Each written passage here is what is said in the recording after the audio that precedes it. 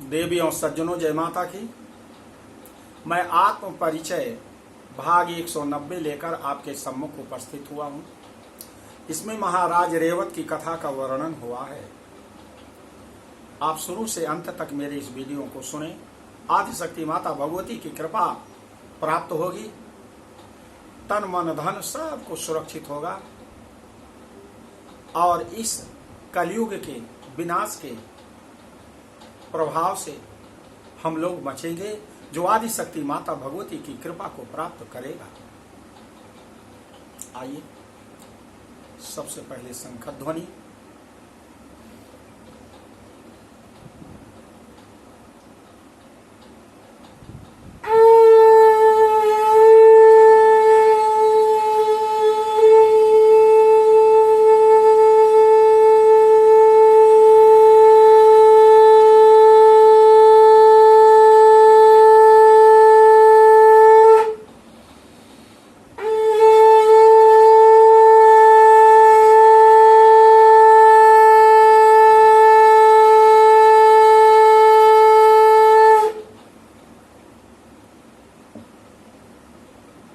जन्मेजय कहते हैं कि हे भगवान व्यास जी, मेरे मन में महान संशय हो रहा है कि स्वयं राजा रेवत अपनी कन्या रेवती को लेकर ब्रह्मलोक चले गए। मैंने पूर्व काल में ब्राह्मणों से कथा प्रसंग में अनेक बार सुना है कि ब्रह्म को जानने वाला शांत स्वभाव ब्राह्मण ही ब्रह्मलोक को प्राप्त कर सकता है। तो कैसे महाराज रेवत सत्यलोक में पृथ्वी लोक से अपनी पुत्री को लेकर पहुंचे हैं, मुझे बताइए। क्योंकि मृत व्यक्ति ही स्वर्ग को प्राप्त कर सकता है और जीते जी स्वर्गलोक मनुष्य लोक से जाना कैसे संभव हो सकता है। मेरे संदेह को दूर करने की कृपा करिए। व्यास जी कहते हैं, राजन, सुमेरु पर्वत के शिखर पर ही इंद्रलोक, वहीनलोक, संयमिनीपुरी, सत्यलोक, कैलाश और वैकुंठ, ये सभी लोक प्रतिष्ठित हैं। वैकुंठ को ही वैष्णव पद कहा जाता है। जैसे धनुष धारण करने वाले कुंती पुत्र अर्जुन इंद्रलोक गए थे, और वैसे ही इसी मनुष्य शरीर से उस इंद्रलोक में 5 वर्ष तक इंद्र के सानिध्य में रहे।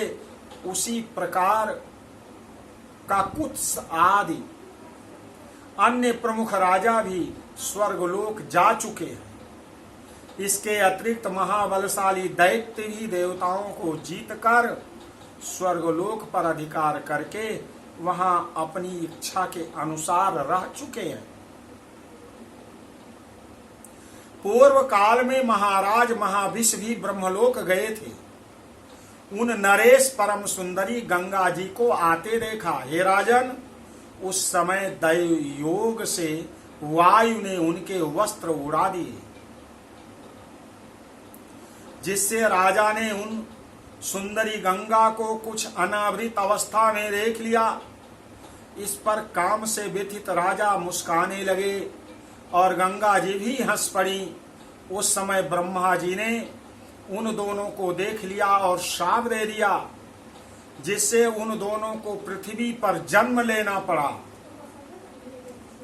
दैत्यों और दानवों से पीड़ित सभी देवताओं ने भी वैकुंठ धाम में जाकर कमलकांत जगतपति भगवान विष्णु की स्तुति की थी।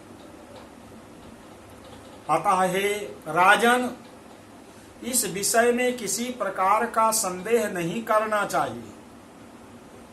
हे नराधिप पुण्यात्मा, तपस्वी और महापुरुष सभी लोक में जा सकते हैं।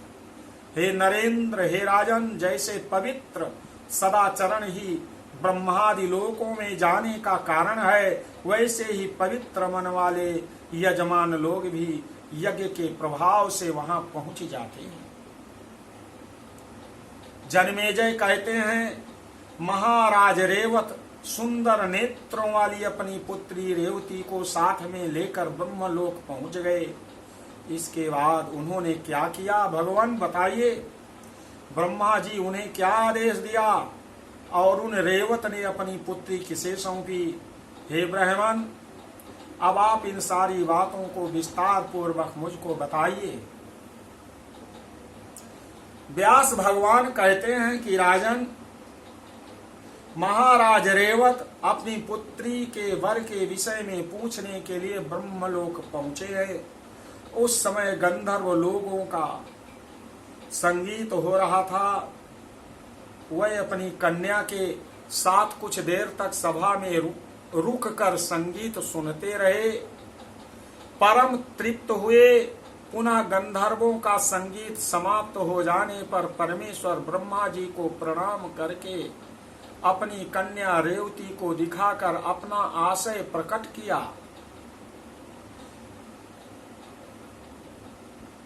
महाराज रेवत कहते हैं, हे देवेश, ये कन्या मेरी पुत्री है, मैं इसे किसको प्रदान करूं, यही पूछने के लिए आपके पास आया हूं। अतः हे ब्राह्मण, आप इसके योग्य वर बताइए। मैंने उत्तम कुल में उत्पन्न बहुत से राजकुमारों को देखा है, किंतु किसी में भी मेरा चंचल मन स्थिर नहीं होता है। इसलिए हे देव देवेश, वर के विषय में आपसे पूछने के लिए यहाँ आया हूँ। हे सर्वज्ञ, आप किसी योग्य राजकुमार वर के विषय में बताइए। ऐसे राजकुमार का निर्देश कीजिए जो कुलीन, बलवान, समस्त लक्षणों से संपन्न, दानी तथा धर्म परायण हो। व्यास जी कहते हैं, राजन, तब राजा की बात सुनकर जगत की रचना करने वाले ब्रह्मा जी काल परे ब्रह्मलोक थोड़े समय में पृथ्वी लोक का बड़ा लंबा समय बीता हुआ देखकर हंस करके कहने लगे, हे राजन, आपने अपने हृदय में जिन राजकुमारों के वर के रूप में समझ रखा था, वे सब के सब पुत्र, पौत्र तथा बंधुओं समेत काल कौलित हो चुके हैं। क्योंकि यहाँ तुम मेरे ब्रह्मलोक में हो, इस समय वहां 27वां द्वापर चल रहा है। आपके सभी वंशज मृत्यु को प्राप्त हो गए हैं, क्योंकि ब्रह्मलोक में थोड़े समय में पृथ्वी लोक का एक बड़ा लंबा समय बीत जाता है और दैत्यों ने आपकी पुरी भी विनष्ट कर डाली है। इस समय वहां चंद्रवंशी राजा शासन कर रहे हैं। अब मथुरा नाम से प्रसिद्ध उस पुरी के अधिपति के रूप में उग्रसेन विख्यात हैं। ययाति वंश में उत्पन्न वह उग्रसेन संपूर्ण मथुरा मंडल के नरेश हैं। उन महाराज उग्रसेन का एक कंस नामक पुत्र हुआ, जो महान बलशाली तथा देवताओं से द्वेष रखने वाला था। राजाओं में सबसे अधिक मदोन्मत्त उस दानववंशी कंस ने अपने पिता को भी कारागार में डाल दिया है और स्वयं राजा बनकर राज्य कर रहा है। तब पृथ्वी असह्यभार से व्याकुल होकर ब्रह्मा जी की शरण में गई। श्रेष्ठ देवगणों ने ऐसा कहा कि दुष्ट राजाओं तथा उनके सैनिकों के भार से पृथ्वी अति व्याकुल होकर भगवान का अंशावतार होगा। ऐसा विनम्र प्रार्थना लेकर पृथ्वी माता ब्रह्मा जी के पास आई। उस समय कमल के समान नेत्र वाले वसुदेव नंदन श्री कृष्ण देवी स्वरूपा देवकी के गर्भ से उत्पन्न होंगे, ऐसा ब्रह्मा जी ने कहा। उन सनातन धर्मपुत्र नर सखा नारायण मुनि ने बदरिका आश्रम में गंगा जी के तट पर, गंगा जी के तट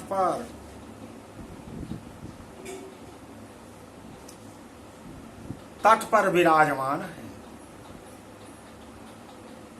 जो भगवान श्री कृष्ण हैं वह साक्षात नारायण मुनि हैं। गंगा जी के तट पर नारायण मुनि ने कठोर तपस्या की है। वही यदुकुल में अवतार लेकर वसुदेव नाम से विख्यात हुए।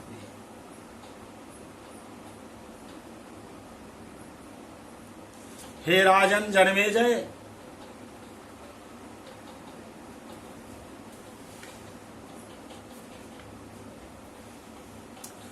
जो नारायण मुनि हैं वह बदरिका आश्रम में गंगा जी के तट पर अत्यंत कठोर तपस्या की थी और यदुकुल में अवतार लेकर वसुदेव नाम से विख्यात हुए। उन्हीं वासुदेव भगवान श्री कृष्ण ने और उन्हीं के यहाँ उनके पुत्र के रूप में जिनका नाम वासुदेव है, भगवान श्री कृष्ण के द्वारा पापी कंस का संहार होगा, ऐसा पृथ्वी माता को बताया। और दुष्ट राजाओं का भी वध वे ही करेंगे और उग्रसेन को पुनः राजा बनाए। कंस का ससुर जरासंध महान बलशाली तथा पापी है। वह अत्यंत क्रोधित हो मथुरा आकर श्री कृष्ण के साथ आवेग पूर्वक युद्ध करेगा। अंत में श्री कृष्ण ने उस महाबली जरासंध को भी युद्ध में जीत लेंगे और जरासंध की मृत्यु भगवान श्री कृष्ण के कारण स्वरूप भीम के द्वारा कराई जाएगी। इसके बाद भगवान श्री कृष्ण सेना सहित काल यवन को युद्ध करने के लिए